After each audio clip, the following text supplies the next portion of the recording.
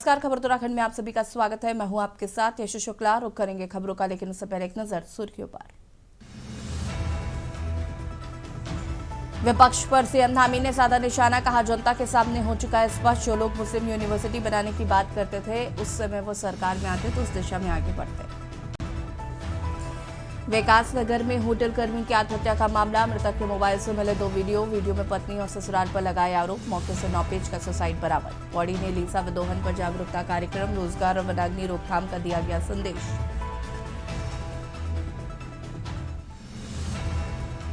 उत्तराखंड के टैक्सी ड्राइवरों को 0% कमीशन पर बुकिंग, भारत टैक्सी ऐप से बढ़ेगी सीधी कमाई, 4 धाम से वेडिंग डेस्टिनेशन तक में फायदा। देहरादून में चूहों ने खोखला किया रेलवे ट्रैक, खतरा देखकर की गई डीप स्क्रीनिंग, 11 ट्रेनें हुई प्रभावित।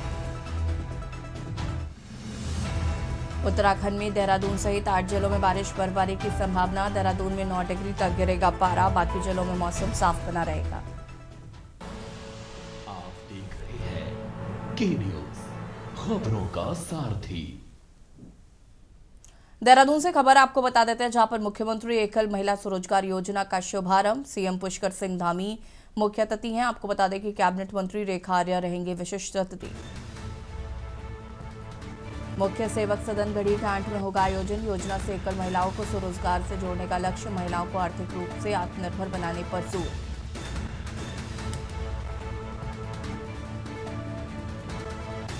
महिला सशक्तिकरण की दिशा में बड़ा कदम,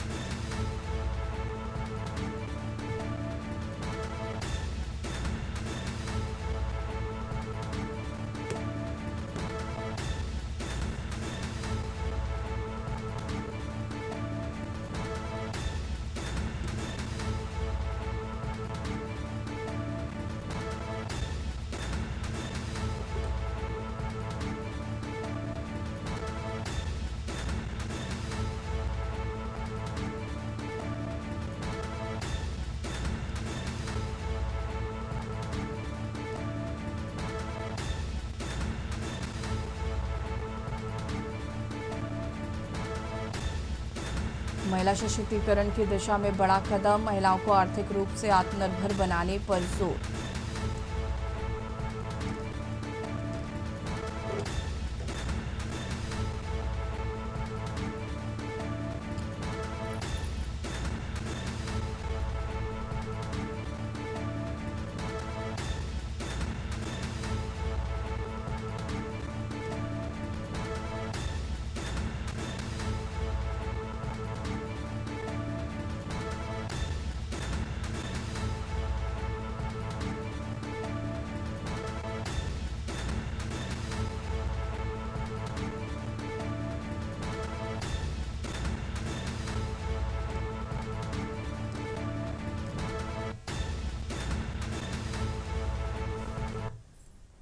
देहरादून से खबर, सीएम धामी ने कुंभ 2027 तैयारियों की समीक्षा की है, हरिद्वार के सभी पुलों का ऑडिट कराने के निर्देश,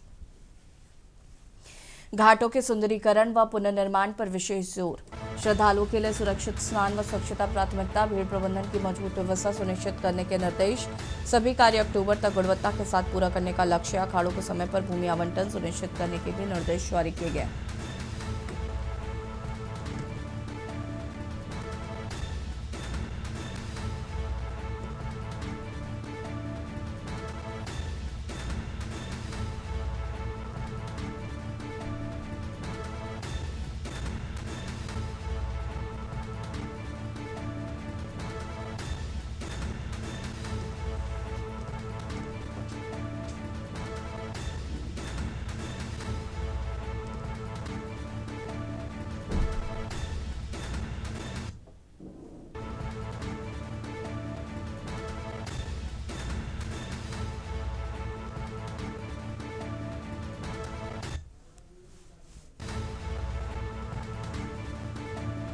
श्रद्धालुओं के लिए सुरक्षित स्नान व स्वच्छता प्राथमिकता,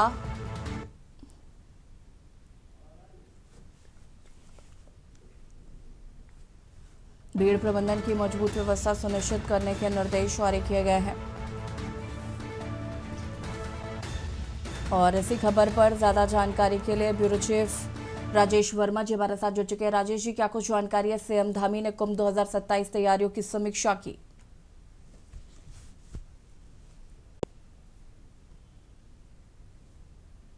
हेलो जी राजेश जी, आवाज आ रही है? बिल्कुल जैसे देखिए 2027 के जो आगामी कुंभ की जो तैयारी है उसको लेकर के धामी सरकार ने अपनी कमर कस ली है। और कल जो है सचिवालय में एक अहम बैठक जो है तमाम जो कुंभ से जुड़े जो अधिकारी हैं या कुंभ से जुड़ी जो व्यवस्थाएं हैं उनको लेकर के करीबन 1.5 से 2 घंटा जो है वो धामी ने जो है बैठक ली है। और तमाम जो व्यवस्थाएं कुंभ को लेकर के होनी चाहिए उनके लिए दिशा निर्देश जो है वो पहले से ही धामी सरकार ने तय कर ली है, ताकि जो व्यवस्था है उनको दुरुस्त किया जाए। क्योंकि अगर आपको याद होगा तो प्रयागराज में भी महाकुंभ जो है हाल ही के साल में जो हुआ था उसके बाद अर्धकुंभ की जो है तैयारी वो देवभूमि उत्तराखंड यानी कि हरिद्वार में होने जा रही है। और इसको लेकर के पूरी तैयारियां जो है वो की जा रही है। और यही वजह है कि तमाम जो आला अधिकारी हैं उनको सख्त जो है दिशा निर्देश दिए गए हैं कि जो कुंभ को लेकर के तैयारियां हो रही है, चाहे उसमें घाटों का निर्माण हो, बिजली व्यवस्था हो, चिकित्सा व्यवस्था हो, या तमाम अन्य जो व्यवस्थाएं हैं उनको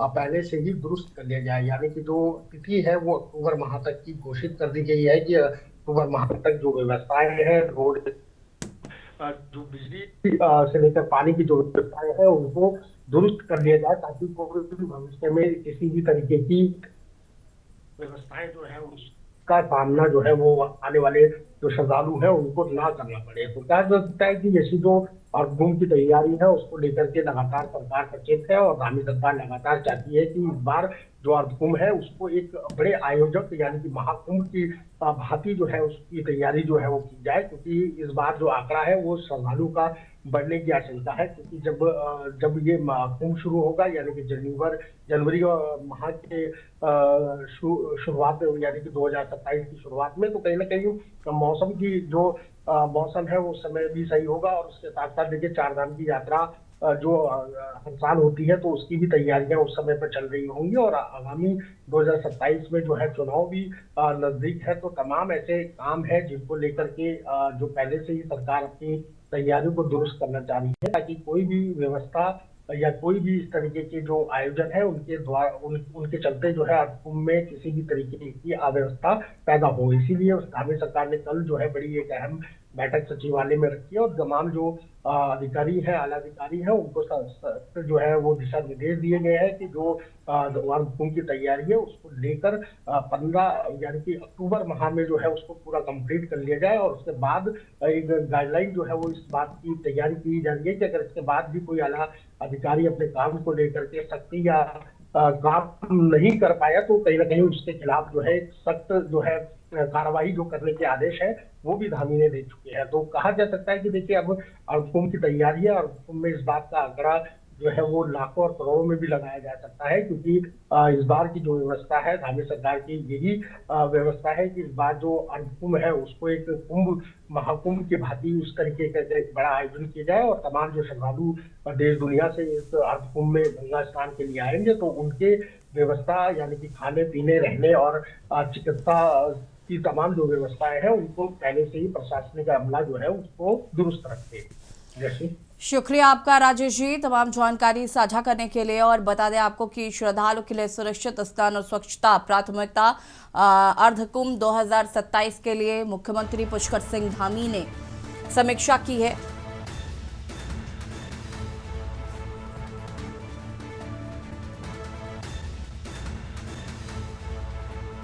देहरादून से खबर, सीएम धामी ने कुंभ 2027 तैयारियों की समीक्षा। हरिद्वार के सभी पुलों का ऑडिट कराने के भी निर्देश।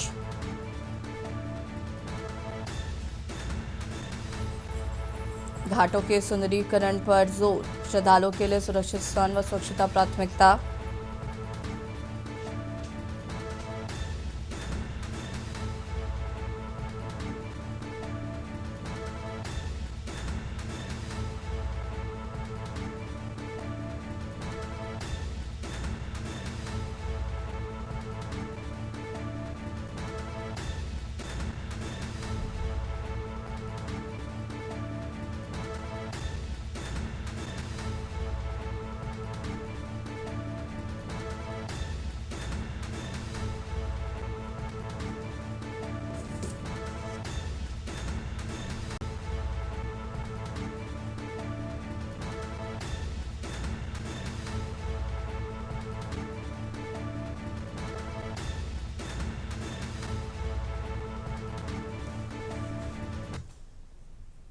देहरादून से खबर, जहां पर जन जन की सरकार अभियान से लाखों लाभान्वित। प्रदेश भर में 597 कैंप आयोजित, 4.68 लाख नागरिकों ने किया प्रतिभाग। बता दें कि 46,000 शिकायतें, 31,000 का निस्तारण, 2.60 लाख लोग योजनाओं से लाभान्वित होंगे। हर समस्या का समयबद्ध समाधान प्राथमिकता। बड़ी खबर आपको देहरादून से बता रहे हैं, जहां पर जन जन की सरकार अभियान से लाखों लाभान्वित। प्रदेश भर में 597 कैंप आयोजित, 4.68 लाख नागरिकों ने किया प्रतिभाग।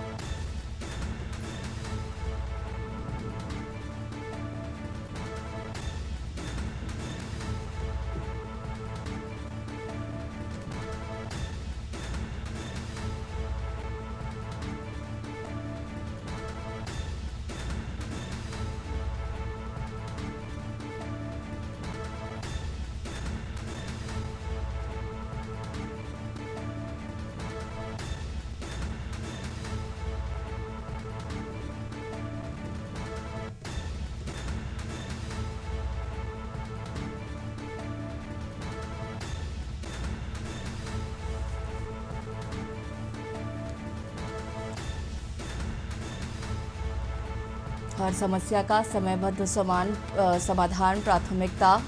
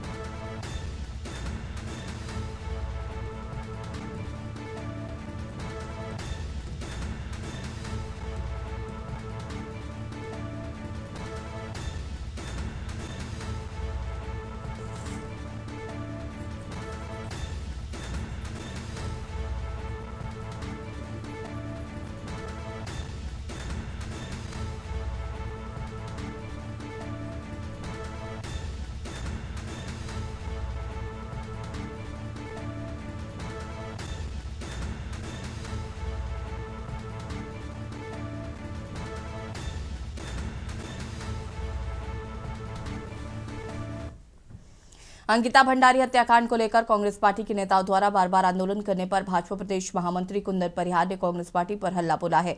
भाजपा प्रदेश महामंत्री का कहना है कि कांग्रेस पार्टी का उत्तराखंड में अब कोई वर्चस्व नहीं बचा है। साथ ही कांग्रेस को 2027 के चुनावों में अपनी हार होती अभी से नजर आ रही है, जिसके चलते कांग्रेस पार्टी अंकिता भंडारी मामले को लेकर भ्रम फैलाने की राजनीति करने से बाज नहीं आ रही है। कुंदन परिहार ने कहा कि देश के साथ साथ प्रदेश में भी जनता के बीच कांग्रेस पार्टी झूठ की राजनीति करना चाहती है, लेकिन प्रदेश की जनता कांग्रेस पार्टी की मंशा को जानती है, जिसके कारण कांग्रेस पार्टी को हमेशा मुंह की खानी पड़ती है। उन्होंने स्पष्ट कहा कि मुख्यमंत्री धामी द्वारा उपायुक्त मामले में सीबीआई जांच की संस्तुति दे दी गई है। साथ ही जो भी अधिक से अधिक आवश्यकता पड़ेगी उसके लिए भी सरकार पूरी तरह से अडिग है।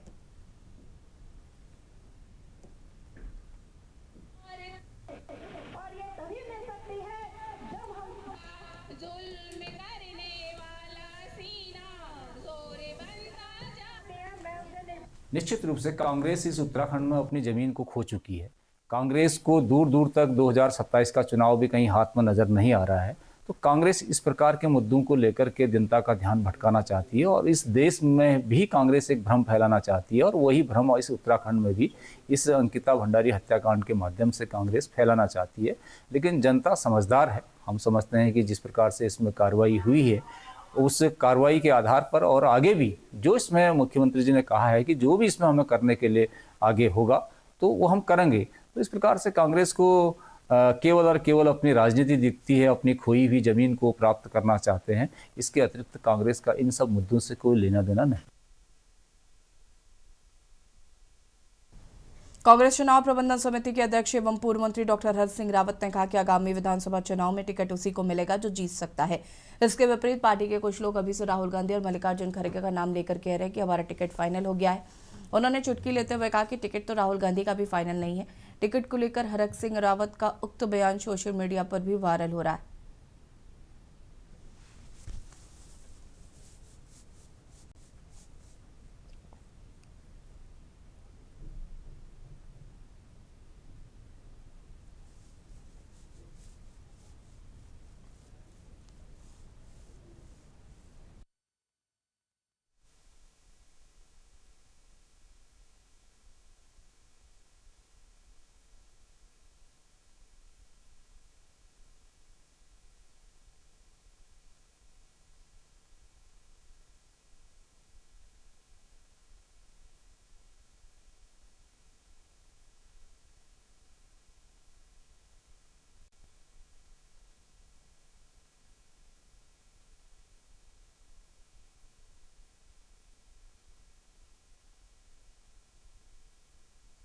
प्रदेश भारतीय जनता पार्टी द्वारा आगामी विधानसभा चुनाव को लेकर तैयारियां तेज कर दी गई हैं। राज्य से जुड़े बड़े राजनीतिक मामले, गठबंधन प्रमुख अभियानों की दिशा और संगठनात्मक प्राथमिकताओं के मंथन के लिए मंत्रियों और संगठन पदाधिकारियों की भूमिकाओं की चर्चा के लिए देहरादून में भाजपा की कोर कमेटी की बैठक होनी सुनिश्चित हुई है। इसी क्रम में भाजपा प्रदेश अध्यक्ष महेंद्र भट्ट ने बताया कि पूर्व राष्ट्रीय अध्यक्ष जेपी नड्डा की अध्यक्षता में आगामी 14 फरवरी को कोर कमेटी की बैठक की जाएगी। उन्होंने बताया कि कमेटी में आगामी विधानसभा के चुनाव को मद्देनजर रखते हुए कार्यक्रमों को तय किया जाएगा। साथ ही प्रत्येक विधानसभा क्षेत्रों में विकास यात्राएं भी निकाली जाएंगी।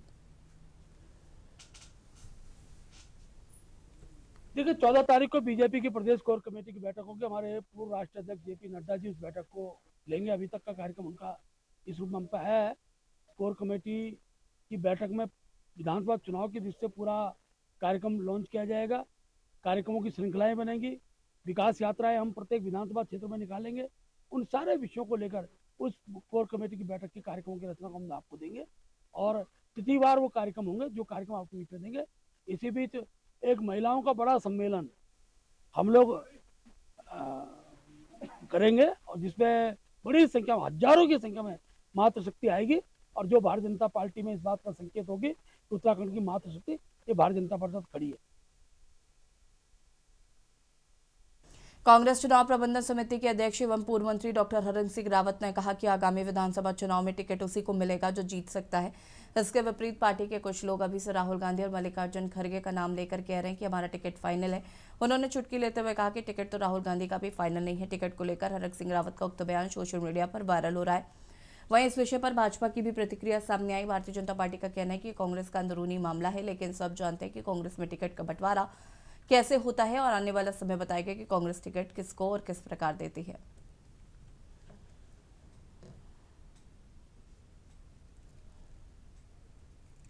वैसे तो ये कांग्रेस का अंदरूनी मामला है, उनके परिवार का और संगठन का मामला है, लेकिन आगे देखने वाली बात होगी कि परिवार हावी रहता है या उनके कार्यकर्ताओं की भावनाएं हावी रहती है। कहने को तो बहुत बड़ी बड़ी बातें कांग्रेस के नेतागण करते हैं, पर सामने से आने वाले समय में देखेंगे जिस समय टिकट वितरण होगा कि कांग्रेस किनको टिकट देती है, अपने चहेतों को देती है या कार्यकर्ताओं को देती है। हालांकि हमेशा देखा ये गया है कि कांग्रेस ने कार्यकर्ताओं की भावनाओं से अलग होकर के टिकटों का वितरण किया है। अटैची किसकी कितनी बड़ी है इसको आधार बना करके टिकट दिया गया। तो अब देखने वाली बात होगी कि कांग्रेस किस आधार पर टिकट देती।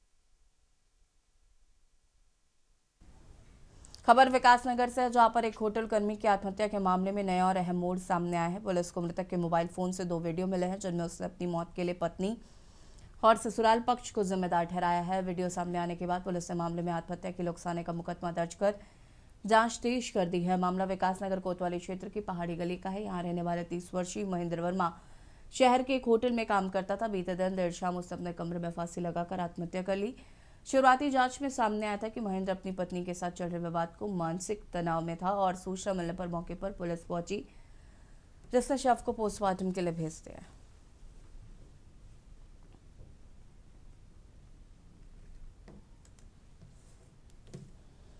पास 108 से डेड बॉडी को लाया गया था। इनका नाम महेंद्र वर्मा था और लगभग 7:30 बजे ये यहाँ पे आए थे और जब आए थे तो ये मृत अवस्था में यहाँ पे लाए गए थे। हमने चेक किया तो उस समय इनका वाइटल्स कुछ भी मतलब शरीर में कुछ वाइटल्स नहीं थे।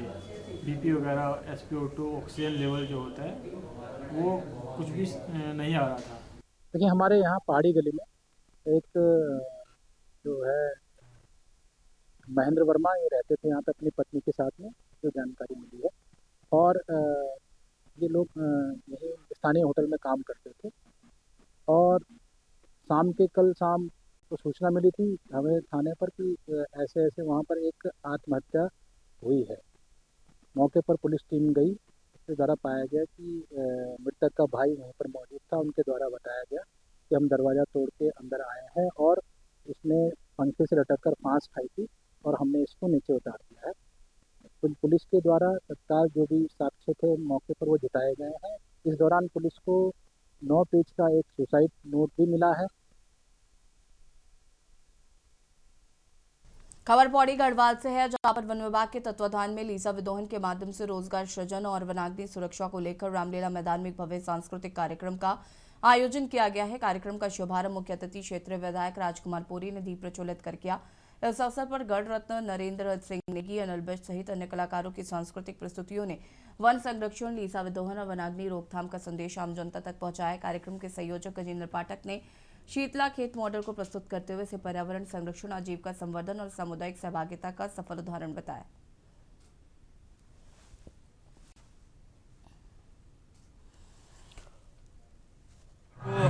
इस पहल का स्वागत करता हूं और साथ ही जो अभी तक मैं बैठ के सुन रहा था कि स्वरोजगार के रूप में गांव की महिलाओं से लीसा दोहन करवाया जाएगा, परंतु मैं एक बात पौड़ी वन विभाग से पूछना चाहता हूं कि जब हमारे गांव घर में लोग नहीं रहेंगे और उन्हें जंगली जानवर गुलदार और भालू खा जाएंगे तो आप लीसा किससे निकलवाएंगे?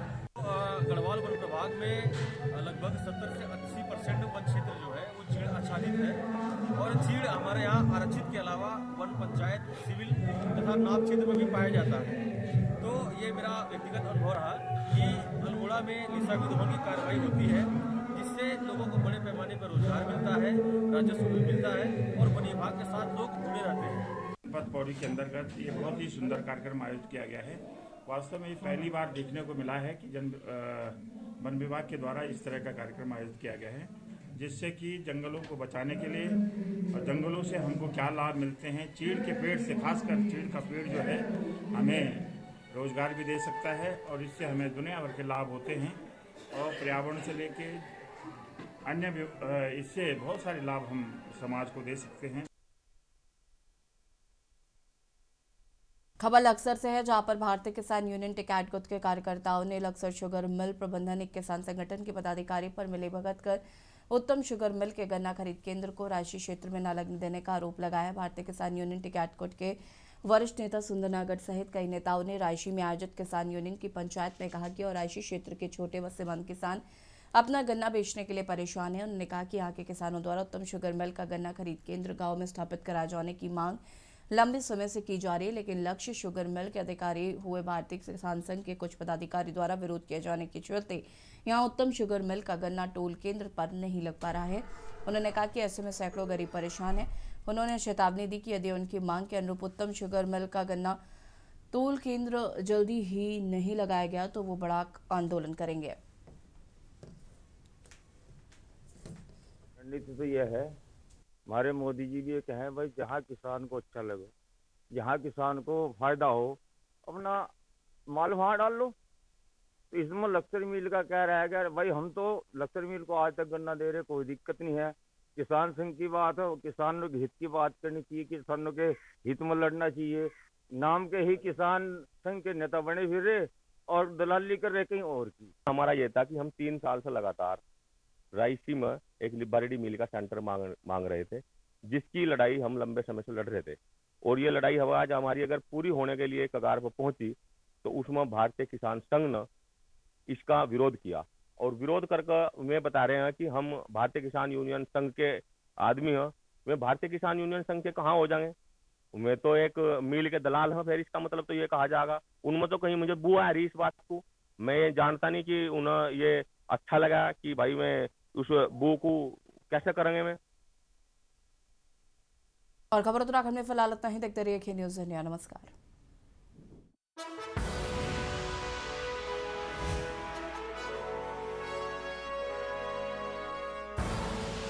आप देख रहे हैं के न्यूज़, खबरों का सारथी।